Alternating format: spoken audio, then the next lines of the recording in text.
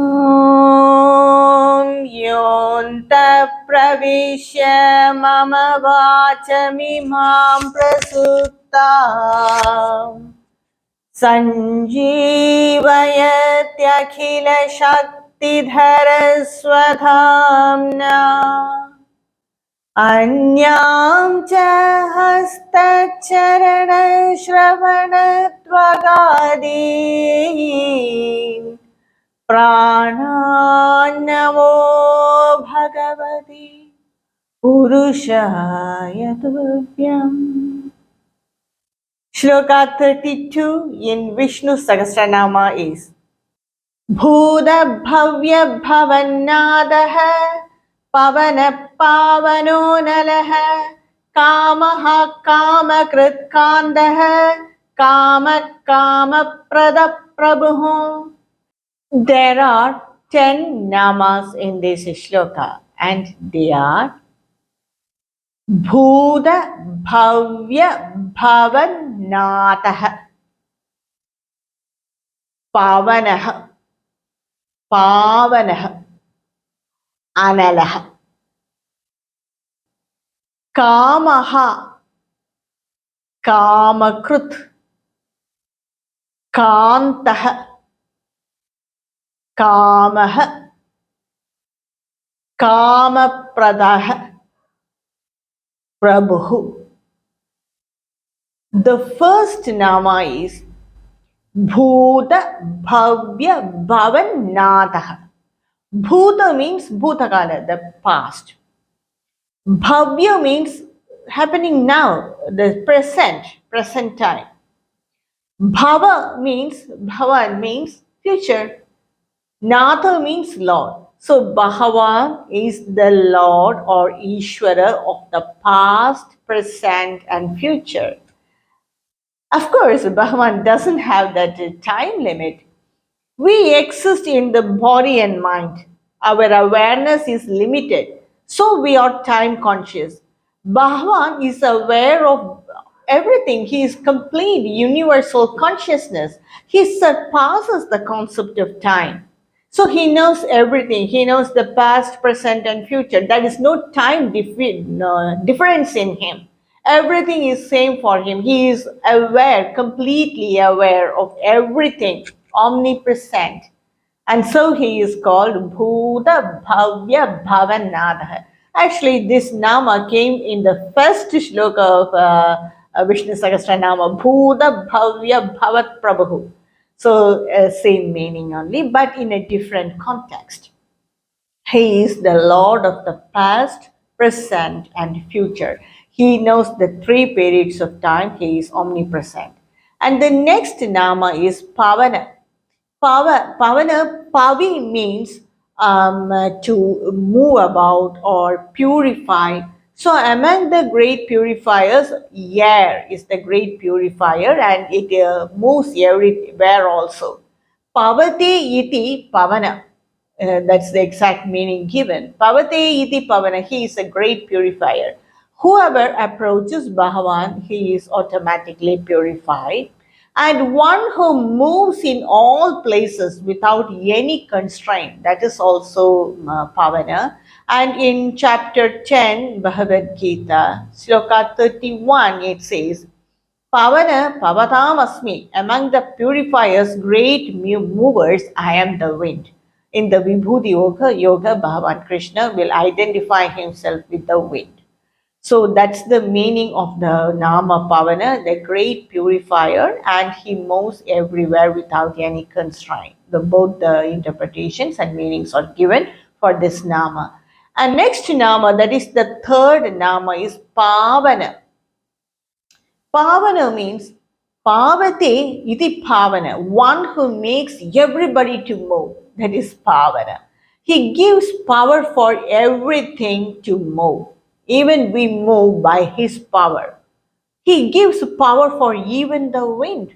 And in the Taittiriya Upanishad, that is in the Brahmananda Valli, part 2, Brahmananda Valli, chapter 8, and the first shloka, it's a quite big mantra. The first line of it itself says, Bish Asmat Vata Pavati. Out of fear, the wind blows.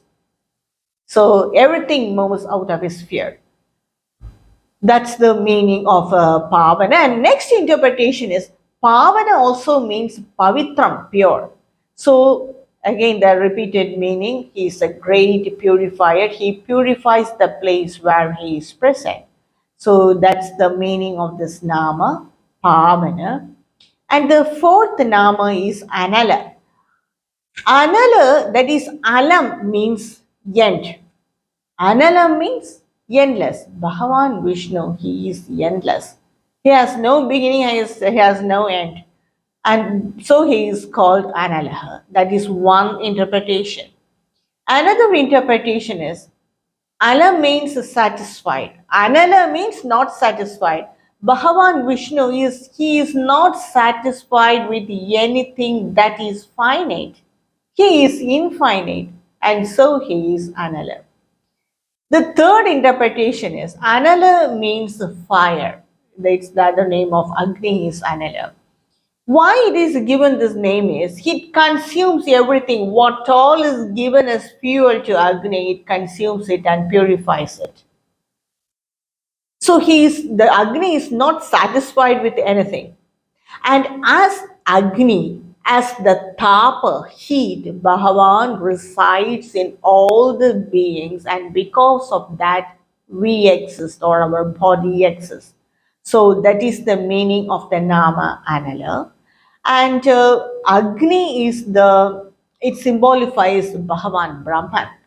The Shabda Rupa of Brahman is Omkara, and the Rupa form of Brahman is Agni.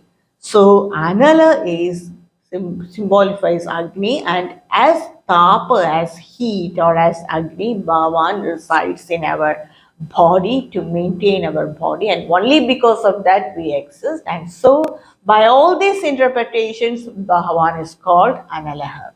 The fifth Nama, and I think in the second line, almost all the Namas are connected with the desires, Kama. Kamaha means Kaman Hanti iti Kamaha. One who destroys the desire is Kamaha. Bhagavan Vishnu, he destroys the desires in the bhakta so that, and he enables that bhakta to attain liberation. If there are desires, then desire leads to anger, and anger completely makes the mind and intellect in an imbalance. It makes the mind and intellect in a delusion. So, karma, desires in a bhakta, true bhakta, is destroyed by Bhagavan. There are two types of desires, that is the materialistic desire and the desire for liberation. They cannot coexist together. If the desire for liberation is there, then the materialistic desire should be destroyed, and Bhagavan destroys it. So that is the meaning, exact meaning of the Nama Kamaha. And the sixth Nama is Kamakrit. This Nama, meaning of this Nama is, it appears as contradictory. Because Kamakrit means one who creates desires is Kamakrit. Kamaha means one who destroys Kama, and Kamakrit means one who creates Kama. The meaning, exact meaning is Bhagavan Vishnu, he creates noble desires in his bhaktas, in his sattvic bhaktas, not all bhaktas. Because even to attain liberation or moksha is a desire, isn't it? To worship Bhagavan is a desire. So he creates noble desires in the bhaktas, sattvic desires that will help him to purify his mind. To give dana is a desire, to help others is a desire. So all these desires, they just elevate the mind, purify the mind. So Bhagavan Vishnu, he creates noble desires in his bhaktas who have sattvic mind. So that's the meaning of the one interpretation of the Nama Kamakrit. Another interpretation is Bhagavan Vishnu in his Krishna Avatara. He was the father of Pratyumna. Pratyumna is the son of Bhagavan Krishna. And Pratyumna is said as the rebirth of the Kamadev. When Bhagavan Shiv burned Kamadev, he took rebirth as the son of Bhagavan Krishna as Pratyumna. Since he gave birth to his son, he created Kama. He remanifested Kama. He manifested Kama. He is called Kamakrit. That is another interpretation. The next nama is, the seventh nama is Kantaha. Kanta means to attract. Bhagavan Vishnu, he is the personification of attractive beauty. He attracts everyone, not only the human beings, even the other beings, all the beings, he attracts everyone towards him by his beauty and by his very nature itself. And Kanta also means one who protects. So by these two interpretations, Bhagavan is called Kantaha. The next nama is Kamaha. Kama means desire.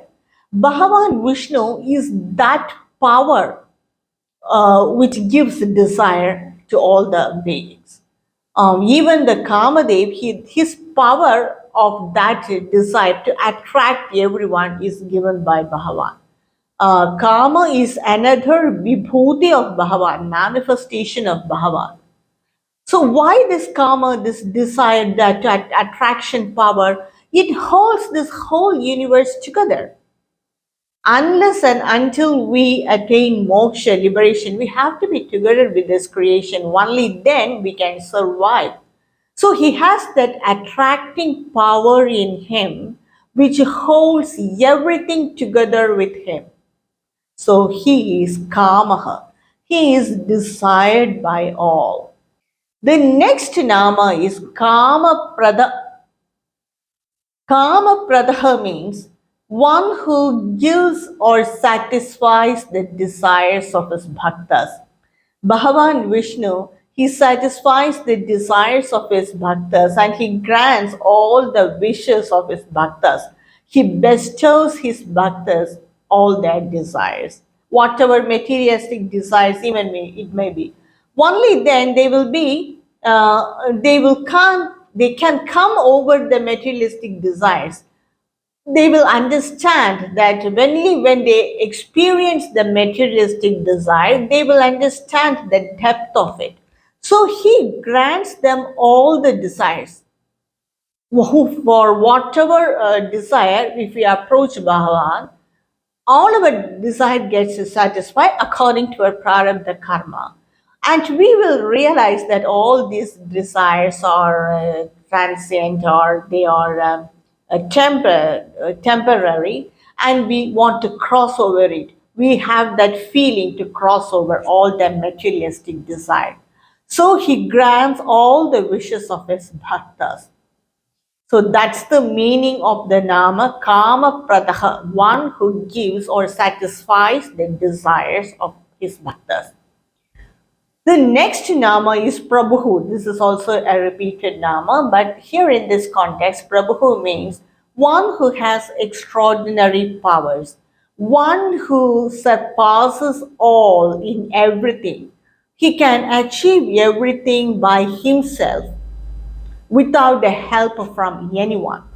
And he is Prabhu. He is the Lord of all beings. He doesn't need any support because he is that primeval God, or you can say that he created everything and he is the source of everything. Whatever way we can say, he is really the Prabhu. So these are the meanings of the 10 namas of this shloka. And the summary of this entire shloka is Bhagavan Vishnu, he is the Lord of the past, present, and future. And he is the great purifier and he gives power to all. As Agni, he remains in ourselves and he destroys the materialistic desires of all his bhaktas at the same time, and he creates noble desires in his sattvic bhaktas. He is the personification of attraction and he is desired by all. He grants all the wishes to his bhaktas and he has extraordinary powers. So this is the meaning of the Shloka 32 of Vishnu Sahasranama. I will continue with the meaning of the rest of the shlokas of Vishnu Sahasranama in my next video. Kayena vacha manasendriyaiva बुद्ध्यात्मना वा प्रकृते स्वभावात् करोमि यत् सकलं परस्मै नारायणायेति समर्पयामि। ॐ तत्सत्।